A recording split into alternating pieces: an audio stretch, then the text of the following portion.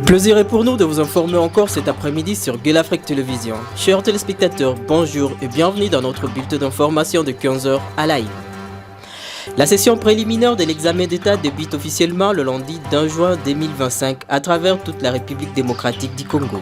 Cette année, un total de 22 323 candidats, dont 11 319 filles, sont entendus aux épreuves hors session de l'examen d'État édition 2025 de la province éducationnelle Nord Kivu 1, qui regroupe la ville de Goma, le territoire de Nyiragongo et de Rutshuru, malgré les contraintes sécuritaires. Au total, 44 339 candidats participent depuis la matinée de ce lundi 2 juin à l'examen d'État de la province éducationnelle Sud Kivu 1, qui comprend la ville de Bukavu, les territoires de Kalehe, Idjwi et Kabare. Kinshasa a annoncé la prise en charge des frais de participation à ces épreuves pour tous les élèves se trouvant dans la partie sous occupation de l'AFC M23.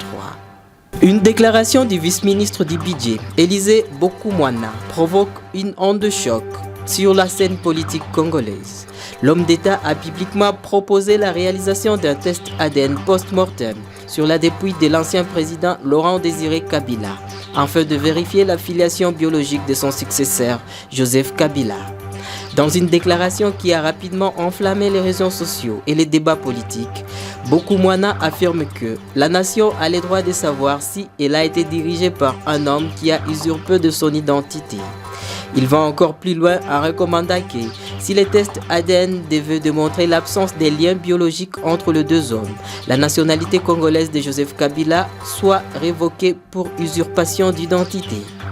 Le Premier ministre et ministre des Affaires étrangères du Qatar, Cheikh Mohammed bin Abdurrahman bin Yassim Al Thani, a reçu le ministre rwandais des Affaires étrangères, Olivier Nduhungirehe, en visite officielle à Doha. Les discussions ont porté sur le renforcement des relations bilatérales entre le Qatar et le Rwanda dans divers secteurs.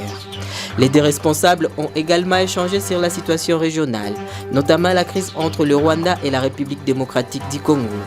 Ils ont évoqué les efforts diplomatiques en cours pour parvenir à une résolution et ont discuté de plusieurs dossiers d'intérêt commun, selon un communiqué du ministère qatari des Affaires étrangères. Carol Noroki, un historien conservateur soutenu par le Parti droit et justice et proche du président américain Donald Trump, a remporté l'élection présidentielle polonaise de 2025 avec 50,89% de voix, devançant de justesse le maire libéral de Varsovie, Rafał Załowski, qui a obtenu 49,11%. L'élection de Noroki a suscité des réactions contrastées à l'international. Des dirigeants de pays eurocentriques comme la Hongrie ont salué sa victoire, tandis que d'autres, notamment en Allemagne, ont exprimé des inquiétudes quant à l'avenir des relations entre la Pologne et l'Union européenne. Le président ukrainien Volodymyr Zelensky a félicité Noroki tout en soulignant l'importance de la coopération régionale.